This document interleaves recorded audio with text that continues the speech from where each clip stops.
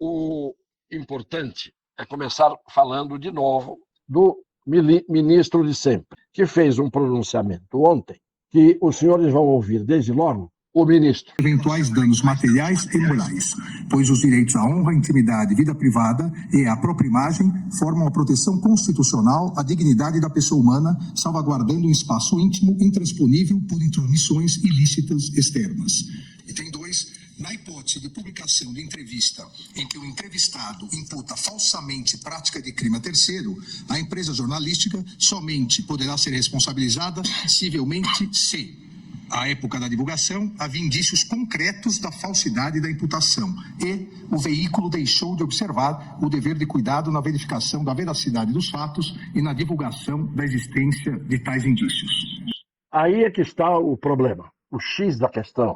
Parece uma fala inofensiva, mas nós sabemos, de vindo de quem vem, nunca a fala é inofensiva. O que se está dizendo, e agora muitos veículos da mídia e alguns jornalistas começam a estremecer, porque nós sempre dissemos, o arbítrio, a tirania, eles não têm limites, e eles vão se ampliando, vão abrangendo cada vez mais os espaços aparentemente vazios. Então, quando a gente ouve o ministro dizer se a imprensa não tiver cuidado com o que vai ser dito, o que foi dito, o que foi publicado, se não averigou o direito, etc., pode ser punida com os rigores da lei. Nós sabemos que a lei mais rigorosa é a Constituição, que poderia punir os seus predadores e os seus descumpridores. E são exatamente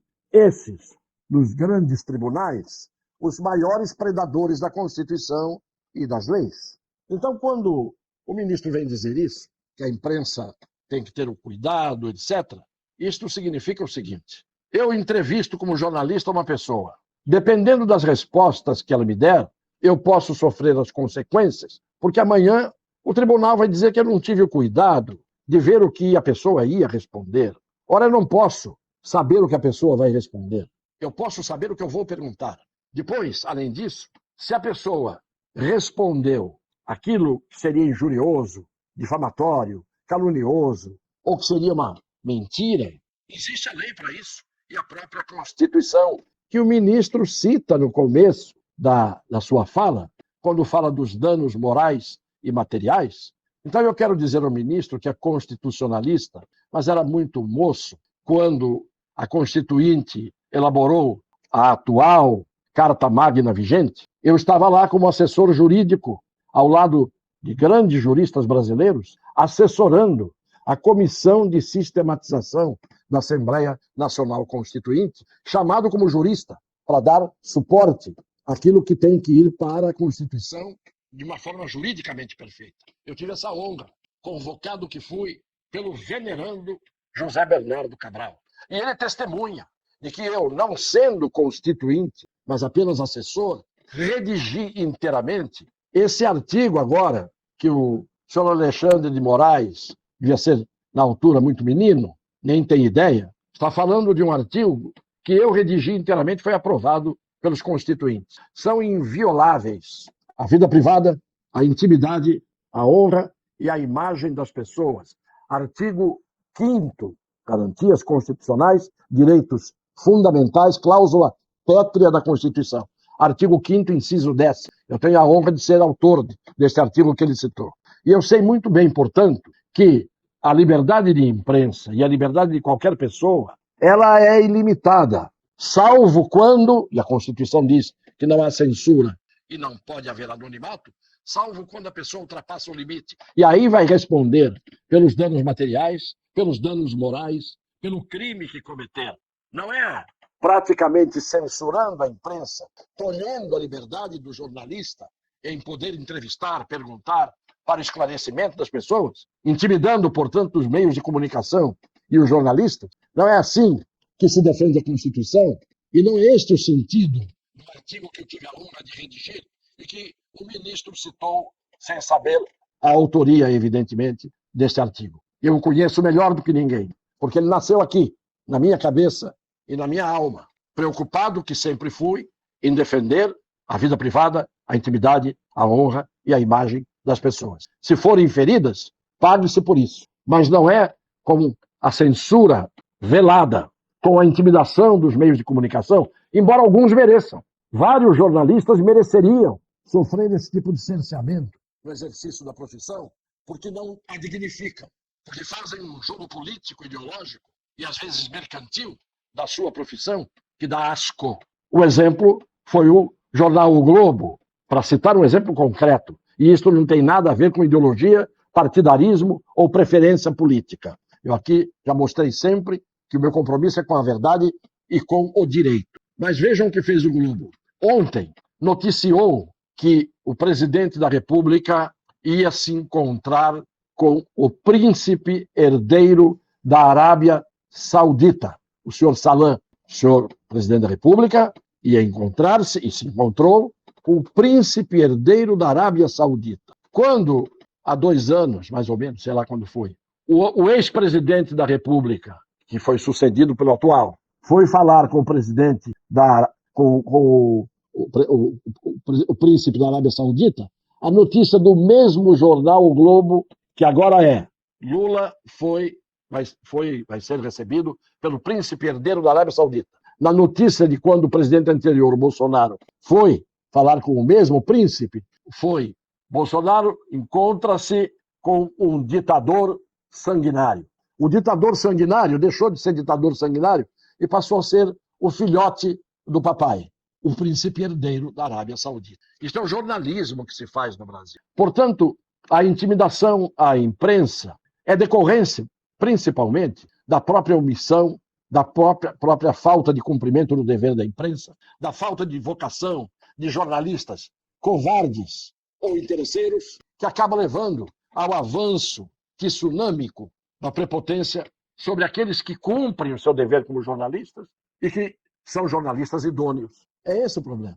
Se há uma grande parte que não presta e se omite e faz o jogo dos poderosos e tem os seus interesses, acaba depois todo mundo sofrendo as consequências, até mesmo esses que batiam palmas para os prepotentes. Esta era uma parte do que eu tinha a dizer. A outra é a respeito do senhor Flávio Dino, ministro da Justiça, indicado para ir para a Grande Corte. E o que ele disse, para terem uma ideia, sobre as plataformas, essas, YouTube, Twitter, Instagram, Facebook, o que ele disse? Ouçam, quando se reuniu com os seus dirigentes e os intimidou da seguinte maneira. Se os senhores não mudarem, arque com as consequências. Não são os senhores que interpretam a lei no Brasil. Não são, não serão. E eu sei que os senhores sabem disso. E eu me refiro a todas as plataformas. Esse tempo da autorregulação, da ausência de regulação da liberdade de expressão como valor absoluto, que é uma fraude, que é uma falcatrua, esse tempo acabou no Brasil. Acabou. Foi sepultado. Tenham clareza disso. Clareza definitiva disso. Se os senhores não derem respostas que nós consideramos como compatíveis e ajustadas, nós vamos tomar as providências que a lei determina. E eu tenho certeza que essa colaboração ocorrerá. E não ocorrendo, é claro que quem se opuser a essa ideia de colaboração, obviamente está se expondo a que nós adotemos as providências, porque seria constrangedor para nós ter que recorrer a mecanismos coercitivos. É esse prepotente, ameaçador às plataformas, que fazem as plataformas cercearem de alguma forma a nossa fala, por mais honesta e idônea que ela seja, é este que diz: nós decidimos, nós é que vamos dizer o que tem que ser feito e não tem que ser feito. É ele, um dos que dizem o que ele disse. Passou o tempo, esse tempo está sepultado da liberdade de expressão como um valor absoluto. Ah, é? Pois nós sabemos e vimos dizendo há um bom tempo quem são os coveiros das liberdades sepultadas. Ele confessa, nós. Esse nós é um pronome pleno de sujeito. Cada vez mais a arrogância cresce, cada vez mais a prepotência cresce. Olha como ele se dirigiu às plataformas. Mas sabem o que ele está fazendo hoje? Ele que dava as patadas, que pisava, usava os pés para pisar na Câmara dos Deputados, faltando quando convocado para comparecer às comissões, dando coice em todo mundo, agora está perambulando pelo Senado, beijando a mão. Usa os pés quando interessa.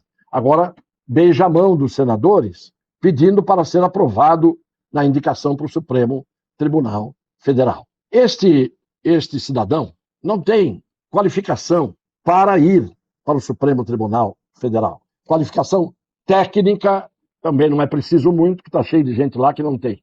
Mas, como deveria, como diz a Constituição, notável saber jurídico e idoneidade moral absoluta. Tudo bem, eu mostrei aqui outro dia. Um dos ministros qualificou o outro, um sentado diante do outro ali. Então, a gente não precisa nem fazer confiança. Quando se qualifica entre eles, ele dizer o que ele disse. Agora, quando foi entrevistado, os senhores vão ouvir. Vejam só o que ele disse. A verdade, para mim, nessas matérias não existe governo oposição. Esse é um tema do país. E quem vai ao Supremo, ou pretende ir ao Supremo, evidentemente, ao vestir uma toga, deixa de ter lado político. Para um cargo no judiciário, isso não é relevante. Se a pessoa é ideologicamente de um lado ou de outro, politicamente ou partidariamente de um lado e de outro. O ministro do Supremo não tem partido, o ministro do Supremo não tem ideologia, o ministro do Supremo não tem lado político. Então, no momento que o presidente da República faz a indicação, evidentemente que eu mudo a roupa que eu visto. E essa roupa hoje em busca desse apoio do Senado, a roupa que, se eu mereço essa aprovação, é a roupa que eu vestirei sempre, que independe de governo ou oposição. Os senhores acreditam que ele disse isso? Que, primeiro, quem vai para o tribunal não tem que ter ideologia, não tem partido, não tem posição política. Bom, primeiro que o tribunal hoje, ele mesmo é um partido. Primeiro isso. Segundo, alguém acredita que o senhor Flávio Dino, quando chegar lá, ele não vai ter ideologia, ele não vai ter partido, ele não vai agir politicamente? Se todos os que estão lá diziam isso nas sabatinas e fazem isso abertamente, despudoradamente, ele vai ser diferente? Agora, o pior não é isso.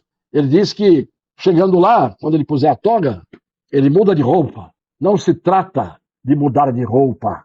É a história do lobo com pele de cordeiro. Não mudando a pele, não se muda a essência. Não é mudando a roupa, tirando o terno e colocando a toga, que vai se mudar a essência. O que importa não é a roupa do seu Flávio Dino, é o conteúdo da roupa. É o que ele pensa, é o que ele faz, é o que ele fez. São as câmeras que desapareceram, é a prensa que ele deu nas plataformas, as ameaças que ele faz, a truculência com que ele age. Alguém tem alguma dúvida que ele, sob a aprovação dos atuais componentes da corte e até com o trabalho feito para que ele fosse o indicado, ele vai chegar lá e vai virar o isento, o neutro. Ele vai mudar de roupa? Vai. Vai mudar de pele? Vai. Mas não vai mudar de coração, de mente, de alma. Não vai mudar aquilo que ele é. E o Supremo, a cada gota que entra no Supremo, sai uma gota podre, entra outra exatamente igual a que saiu. Este Supremo chegou ao limite do que não deveria haver como tribunal. Não há país no mundo em que haja esse beijamão, esta corrida de gabinete em gabinete de senador, com aquela humildade que dura até o dia da aprovação do nome. A partir do momento da posse, toda a humildade se transforma numa gigantesca prepotência, arrogância, empáfia e quase que consciência da própria divindade que cada um tem de si mesmo. É isto. Um beijo no coração das pessoas de boa fé.